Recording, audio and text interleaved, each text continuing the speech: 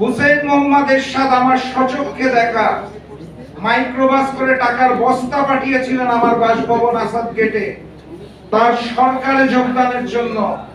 উনি ওই মাইক্রোবাসে করে টাকার বস্তা ফেরত পাঠিয়ে বলেছিলেন এইভাবে ক্ষমতায় যেতে হয় না। শফিউল আলম প্রধান সেই নেতা ছিলেন আমার সচক্ষে দেখা আসাদ গেটে আমার যিনি শহীদ প্রেসিডেন্ট জিয়াউর রহমান যখন তার সরকার গঠনের জন্য শফিউল আলম প্রধানকে আমন্ত্রণ জানিয়েছিলেন, উনি বলেছিলেন লিডার এইভাবে করে হয় না। শফিউল আলম প্রধান সেই নেতা ছিলেন যখন হুসেইন মোহাম্মদ এরশাদ আমার সচক্ষে দেখা মাইক্রোবাস করে টাকার বস্তা পাঠিয়েছিলেন আমার বাসভবন আসাদ গেটে তার সরকারে যোগদানের জন্য। উনি ওই মাইক্রোবাসে করে টাকার বস্তা ফেরত পাঠিয়ে বলেছিলেন এইভাবে ক্ষমতায় যেতে হয় না। শফিউল আলম প্রধান সেই নেতা ছিলেন আমার সচক্ষে দেখা আসাদ গেটে আমার বাসভবনের নিচে 2014 সালে নাম বলবো না আওয়ামী লীগের 3 জন বড় নেতা যখন এসেছিলেন ক্ষমতায় যোগদান করার জন্য, উনি বলেছিলেন শেষ বয়সে জাতীয় বেঈমান হতে চাই না। শফিউল আলম প্রধান সেই নেতা ছিলেন তার প্রথম সন্তান যার নাম উনি রেখেছিলেন তাসমিয়া, তাসমিয়া অর্থ বিসমিল্লাহ, জন্ম নিয়েছিল বগুড়ায়।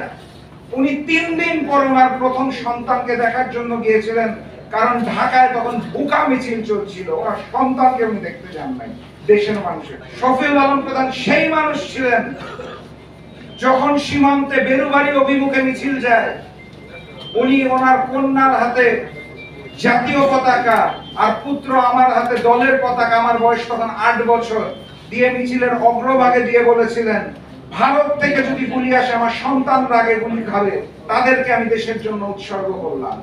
সেই মানুষটার নাম শফিউল আলম প্রধান।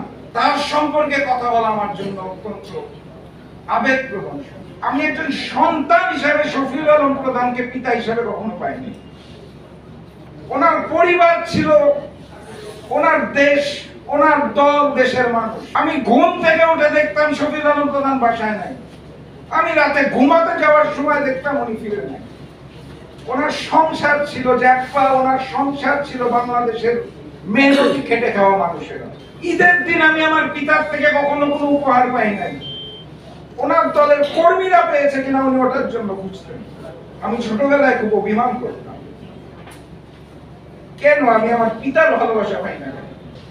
আমি বড় হওয়ার পর বুঝতে পেরেছি ওনার সংসারটা তো রেহানা প্রধান, তাসমিয়া প্রধান আর রাশেদ প্রধান না। ওনার সংসারটা বাংলাদেশ, বাংলাদেশের খেটে খাওয়া মানুষ, নির্যাতিত মানুষ। এবং সেই চেতনাকে ধারণ করে আজকে আমি স্পষ্টভাবে বলতে চাই, আজকে আমি সেই অনুভূতিটা বুঝি। আমার ছোট ছোট 2টা সন্তান আছে, তারাও এখন অভিযোগ করে আমরা পিতাকে পাই না কেন। কারণ উনি পঞ্চগড়ে বেলুবাড়ি অভিমুখে যাওয়ার সময় বলেছিলেন আমার 2 সন্তানকে আমি দেশের জন্য উৎসর্গ করলাম। সেদিন সেই কথাটার অর্থ বুঝি নাই, আজকে হারে হারে উপলব্ধি করি এবং স্পষ্ট ভাষায় বলতে চাই আমাদের জীবন আমাদের মরহুম পিতা দেশের জন্য উৎসর্গ করেছেন। আমরা সেই পথে আছি, প্রয়োজনে বুকের তাজা রক্ত দিব, কিন্তু এই গণতান্ত্রিক বাংলাদেশকে ফেরত আনতে চাই। স্বপ্ন দেখেছিলেন, সেই স্বপ্নটা ছিল বাংলাদেশ স্বাধীন দেশ হিসাবে থাকবে, ভারতের পরত রাজ্য হিসেবে নয়। শফিউল আলম প্রধান 1980 সালের 6 এপ্রিল জাকপা গঠন করার পর থেকে সব সময় ভারতীয় আগ্রাসনের বিরুদ্ধে কথা বলেছেন। ওনাকে বাধা দেওয়া হতো, সঙ্গী সাথীরাই বাধা দিত।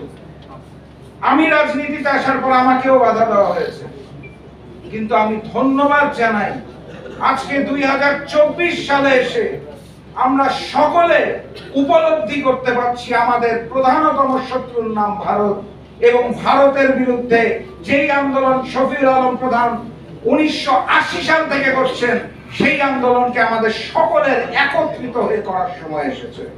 বাংলাদেশের প্রেক্ষাপটে মজলুম জননেতা মৌলানা ভাসানী যেটা 70 সাল থেকে বলতেন, ভারতীয় আগ্রাসন আমার দেশের শিক্ষাকে ধ্বংস করেছে, আমার দেশের সংস্কৃতিকে ধ্বংস করেছে, আমার দেশের সেনা কর্মকর্তাদের হত্যা করেছে এবং আমার দেশের পরবর্তী প্রজন্মকে একটি পঙ্গু প্রজন্মের রূপান্তর করতে চায়, যাতে তারা বাংলাদেশ বাংলাদেশকে তাদের করদ রাজ্য হিসেবে রাখতে পারে। এবং সেই কারণেই আজকে ক্ষমতার মসনদে বাংলাদেশের কোন প্রধানমন্ত্রী নয়, দিল্লির নির্ধারিত নির্বাচিত তিলকওয়ালী মুখ্যমন্ত্রী শেখ হাসিনা বাংলাদেশের প্রধানমন্ত্রী রূপে রয়ে গেছে। আন্দোলনটা শুধু হাসিনা বিরোধী নয়, আন্দোলনটা এই মুহূর্তে হাসিনার সাথে সাথে আওয়ামী লীগের সাথে সাথে ওই ভারতের বিরুদ্ধেও করতে হবে। আমি আপনাদের সবাইকে আহ্বান জানাই, বড্ড দেরি হয়ে গেছে, আল্লাহর ওয়াস্তে মহান রব্বুল আলামিনের নামে এখন আর ওই বাম ডানের বিভেদ সৃষ্টি করতে যাবেন না। সেলিম ভাই বক্তব্যে বলেছে বিএনপির সাথে বৈঠকের কথা।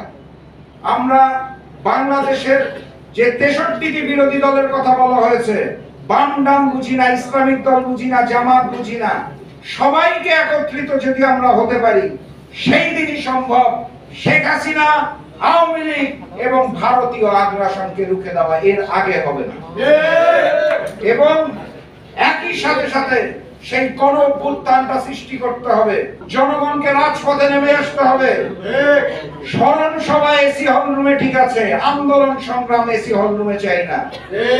রাজপথে নামবো, কাঁধে কাঁধ মিলিয়ে আন্দোলন করব, স্লোগান তুলব, ওই ভারতীয় আগ্রাসন রুখে দিবে এবং শেখ হাসিনার পতন নিশ্চিত করব ইনশাআল্লাহ।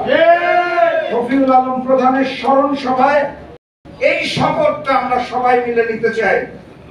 আন্দোলনের ডাক আসলে আর পিছু হটা যাবে না, একত্রিত হয়ে একসাথে সেই আন্দোলনটা গড়ে তুলতে হবে এবং ভারতীয় আগ্রাসনকে রুখে দিতে হবে। আজকে যাওয়ার পূর্বে সবার কাছে আহ্বান জানাচ্ছি, এই শপথটা নিয়ে এই হলরুম ত্যাগ করবেন। আর সর্বশেষ যে কথাটা বলতে চাই, আমরা যদি ব্যর্থ হই তাহলে বাংলাদেশ অন্ধকার যুগে প্রবেশ করবে।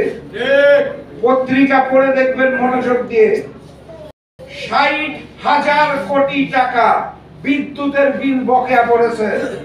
বাংলাদেশ সরকার ডলার নাই দেখে বিদ্যুতের বিল দিতে পারছে না।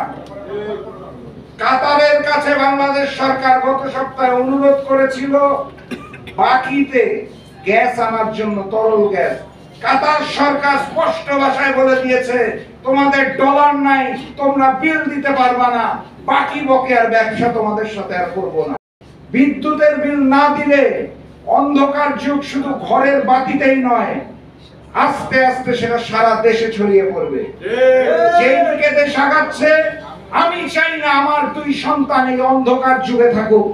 আপনারাও চান না আপনাদের পরবর্তী প্রজন্ম এই দিল্লির পাঁচাটা সরকারের অধীনে একটি অন্ধকার বাংলাদেশ যুগে থাকুক। বক্তব্য দীর্ঘায়িত করব না। মহান রব্বুল আলামিনের নামে আমি শপথ করছি, যদি রক্ত দিতে হয় রক্ত দেব, প্রয়োজনে শহীদ হব ওই বিএনপি জামাতের নেতা কর্মীদের মতো, কিন্তু দিল্লির আগ্রাসন থামার আগ পর্যন্ত শফিউল আলম প্রধানের মতো আগ্রাসন বিরোধী আন্দোলন চলবে এবং ফ্যাসিস্ট হাসিনা সরকারের পতনের আগ পর্যন্ত আন্দোলন থামবে না ইনশাআল্লাহ। আপনারা সবাই দোয়া করবেন আমার মরহুম পিতা, তাকে যেন মহান রব্বুল আলামিন বেহেশত নসিব করেন। এবং আপনাদের কাছে আমি অনুরোধ জানাবো, আন্দোলন সংগ্রামে আর পিছু হটেন না, আল্লাহর ওয়াস্তে অনেক দেরি হয়ে গেছে, একত্রিত হয়ে আন্দোলন করব। রব্বির হামহুমা কামা রব্বায়ানি সাগীরা। বিজয়ের পথে যাত্রা শুরু, জীবন অথবা মৃত্যু। আসসালামু আলাইকুম। 1 জানুয়ারি 2024 চেঞ্জ টিভি পা রেখেছে সুরভিত 6 বছরে। সবার প্রতি নিরন্তর শুভেচ্ছা।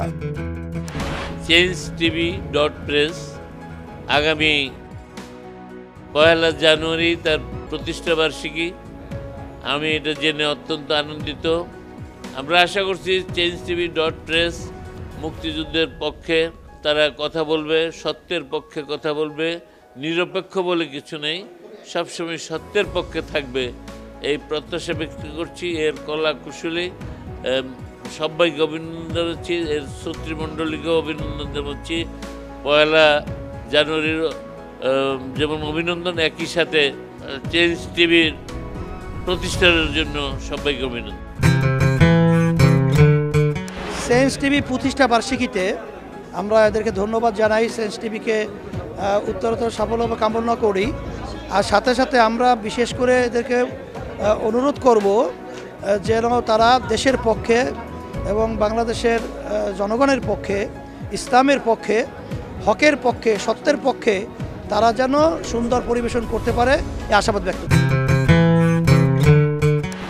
আমি শুনে খুবই খুশি হয়েছি। চেঞ্জ টিভি প্রতিষ্ঠার পর থেকে এটি অত্যন্ত বস্তুনিষ্ঠ খবর পরিবেশন করছে। তাছাড়াও দেশের অর্থনীতি, রাজনীতি বিভিন্ন বিষয় নিয়ে তারা জাতির সামনে বিভিন্ন তথ্য তুলে ধরে।